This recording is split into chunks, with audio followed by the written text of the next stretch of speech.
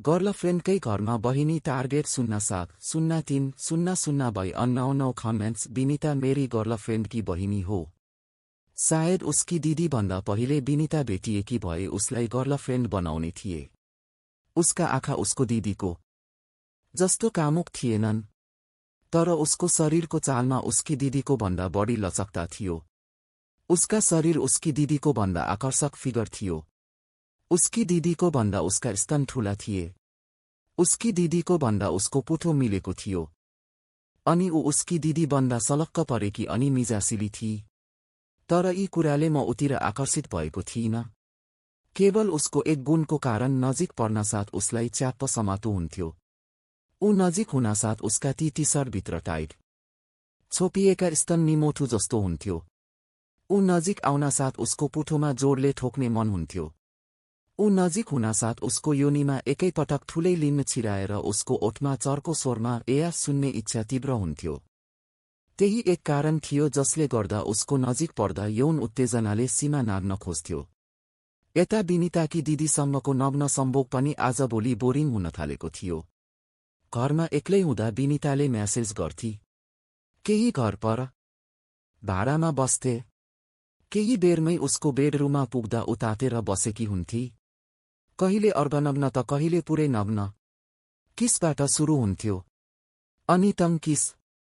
त्यसपछि दुध माडमुड गरेपछि मूड अनुसार ऊ कहिले मेरो लिम्न चुस्ती त कहिले म उसको योनि चुस्ते अनि भाइ बहिनी भेट हुन्थे।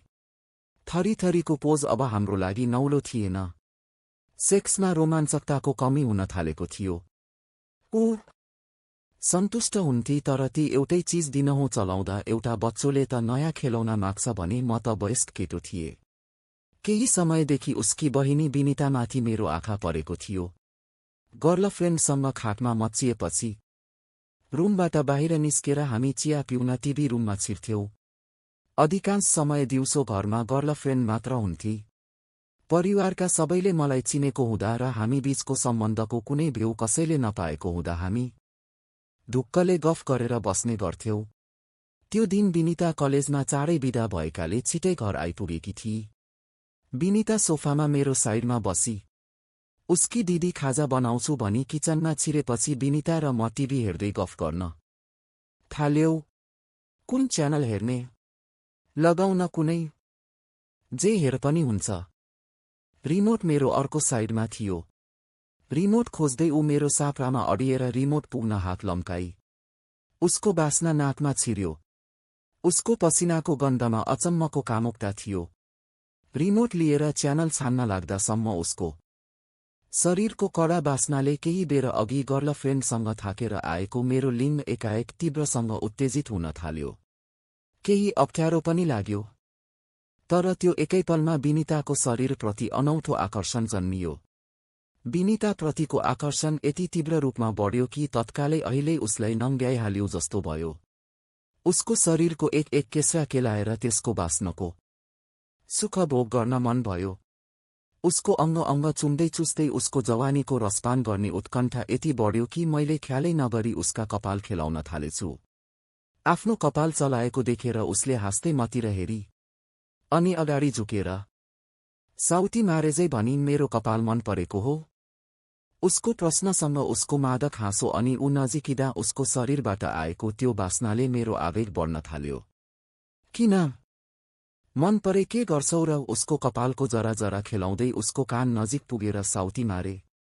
के गर्नुपर्छ र मेरो नजिक आएर भनी।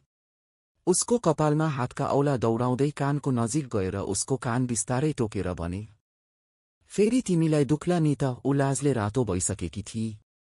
त्यसरी उसको कपाल चलाउँदा उसका आँखा लोलाइसकेछन्। किचनबाट अलिक चर्को आवाज आयो। हामी फेरि चुप लागेर टिभी हेर्न थाल्यौं। कान टोकेपछि दुख्ला नि भनेको आशय विनिताले कति बुझी अनुमान मात्र गर्न सक्थे। उसको चालचलन अनि शारीरिक बनावट अनि लजाउने पारा देख्दा भनी लाग्यो विनिताले अहिलेसम्म यौनको स्वाद चाखेकी छैन। 16-17 वर्षे तरुणी अहिले काठमाडौँमा बिरलै भर्जिनु पाइएला। खाजा खाएर म फर्के कोठामा आइसकेको थिए। तर विनिताको बास्नाले अझै सम्झी उत्तेजति पारिरहन्थ्यो। विनिताको नम्बरमा म्यासेज गरे। साथीकोमा बस्न जान्छु भनेर आउन एकछिन। तिमीलाई एउटा कुरा भन्नु छ। लुसुक्क बेलुका हुँदै थियो। तिहार भर्खरै सकिएको थियो। जाडो बिस्तारै बढेकाले चिसो बढेसँगै छिट्टै अँध्यारो हुन थालिसकेको थियो।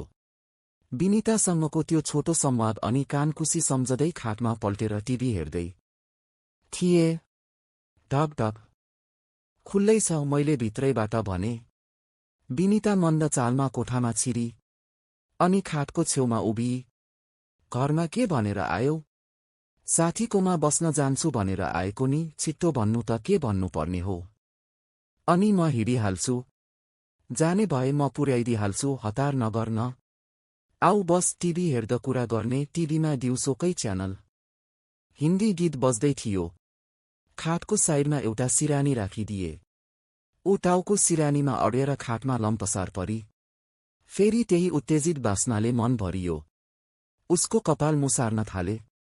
ऊ त्यसको आनन्द लिँदै थिई। भन्नु न के हो? झन् घरमा ढाँटेर आएको छु भनिहाल्छु नि, बरु बिस्तारै कानमा आएर भन, बाहिर अरूले सुने तिमी यही छौ भनेर घरमा खबर पुग्छ नि। बाँच्न पाउन उसको कान नजिक पुगेर सानो स्वरमा भने, के हो भन्नु न त? उसले नजिकै आएर भनी। हामी आमुन्ने सामुन्ने भएर खाटमा पल्टिएका थियौं। मेरो एउटा हात उसको रेशमी कपालका रेसा केलाउन व्यस्त भए। कपाल चलाउँदा मज्जा आएको छ हो? ऊ लजाई श्वासले बोल्दै भनी। किन नि? खै। लजाएर उसले टाउको मेरो टाउको र छातीको बीचमा घुसारी। उतिर थौरै सरे। उसको कपालको बास्ना मेरो नाकमा ठोक्कियो।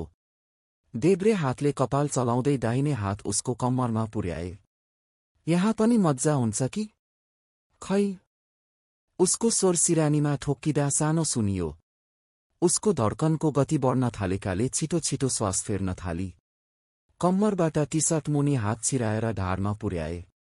उसले लामो श्वास फेरी। बिनिता, हुँ, के भयो? छैन। मज्जा भएको छैन। छ। उसका जवाफ छोटो अनि श्वास लामो बन्दै जाँदै थियो। उसलाई आफूतिर कसे। मेरो शरीरमा बिनिता लपक्क टाँसिएकी थिई। उसको कानमा जिब्रो लगे अनि कानको लोती चलाउन थाले। उसको एउटा हात मेरो कम्मर हुँदै मलाई च्याप्प समात्न आयो। उसलाई तानेर माथि चढाए। उसका स्तन मेरो छातीमा टाँसियो। उसको मुख मेरो मुखको सामुन्ने। आँखा बन्द गरेकी थिई। उसको ओठमा बिस्तारै ओठ लगे। उसको तातो बाफ र बास्नाले उसँगको प्रत्येक क्षण उत्तेजनाले भरिएको रोमाञ्चक हुँदै थियो। ओठमा ओठ जोडिएपछि बिस्तारै आफ्नो ओठ चलाउन थाली अनि केही बेरमा जिब्रो छिराए। तरङ्गित भई उसको जिब्रो चुस्दा ऊ ममाथि सकसकिन्थी। हात उसको पुठोमा पुर्याए। जिब्रो चुस्न थाले। ऊ लट्ट देखिन्थी। उसका पोटिलो पुठो हत्केलाले निमोट्न थाले। लिङ अधिक ठन्कियो। सायद उसले आफ्नो जाँघमा लिङको दबाव बढेको महसुस गरेकी हुँदी हो। बेला बखत आफ्नो साप्रा चलाउँथी अनि लिङमा घर्षण दिन्थी। पुठो छोडी उसको स्तनतर्फ हात बढाए। टी सर्ट बाहिरबाट उसको स्तनमा स्पर्श गर्दा उसले किसको गति बढाई। स्तनको मुन्टा सारो भएको टी सर्ट बाहिरबाटै छाम्दा थाहा हुन्थ्यो। ऊ उत्तेजनाको संसारमा डुबिसकेकी थिई। उसलाई खाटमा उत्तानो पारी उमाथि चढेर जिब्रो चुस्न थाले। उसको साप्रामा लिङ दलिने गरी शरीर तलमाथि सार्दा ऊ किस गर्दै गर्दा लामो श्वास फेर्थी। ऊ माथि घोप्टो पर्दा दुवै हातले उसका स्तनमा जोडले दबाव बनाउँदै मार्न थाले। उसका आँखा अझै चिम्म थिए। टी सर्ट खोलिदिए। भित्रको कालो समिज खोले अनि लामो श्वासमा त्यसको बास्ना लिँदा त्यही सपनाको संसारमा भए जस्तो लाग्यो। स्तन उसका दिदीका भन्दा ठूला थिए, तर निकै टाइट अनि पोटिला। त्यसबाट आएको त्यो सुगन्धले त्यसको मूल्य अमूल्य बनाएको थियो। दुवै स्तन हातले समाती नाकमा चेप्न ल्याए। नाक स्तनभित्र हरायो। हातले स्तनको टुप्पो मुसार्दै खेलाउँदै उसको बास्नाको भोग गर्न थाले। यस्तो लाग्यो उसकी दिदीलाई 1 वर्षसम्म दैनिक सम्भोग गर्ने पाउने र बिनितालाई 1 रातको लागि दिने अफर आए। म सधैँ बिनिता रोज्नेछु। कहाँ थोत्रो भएको गर्लफ्रेन्डका गुप्ताङ्ग पुराना भएका गफ अनि रोमाञ्चकता सकिएको सम्भोग अनि कहाँ विनिताको स्तनको बास्ना उसको लाज उसको सरलता अनि उसका कलिला पोटिला नछोइएका अङ्ग कुनै हालतमा तुलना गर्न सकिन्नथ्यो। मज्जा भएको छ उसको नाक जिब्रोले खेलाउँदै सोधे। उसले आँखा खोली अनि टाउको तानेर ओठ जोडी अनि फेरि लामो टङ किस गर्न थाली। केटी एकैछिनमा किसको फन्दामा परिसकिछे। अब ऊ रोकिने छाड देखिन्थ्यो। उसको पाइन्ट खोल्न त्यसपछि समय लागेन। अनि भित्रको गुलाबी पेन्टी फेरि उसको बास्नाको भोग गरे। अनि पेन्टी निकालेपछि ऊ पुरै नाङ्गो भई आफ्नो पनि सबै लुगा फुकाले अनि उसलाई अङ्गालोमा चेपेर भने, विनिता। हजुर। उसको शब्द पनि उत्तेजित थिए। तिम्रो दिदी र म दिनदिनै यस्तो गर्छौ। उसले मेरो आँखामा घुरी। मलाई थाहा थियो। कसरी? कोठाभित्र खै के गरिरहेको बेला बाहिरबाट सुनेको थिए एक दिन। एउटा कुरा थाहा छ? के कुरा? तिमी दिदी भन्दा राम्री छौ। तिमी पहिले भेटिएकी भए तिमी मेरी गर्लफ्रेन्ड हुन्थ्यौ। अब हुन मिल्दैन र उसको प्रश्नमा डर, लाज अनि आग्रह एकसाथ महसुस भयो। त्यही भएर त तिमीले अब एउटा कुरा गर्नुपर्छ नि।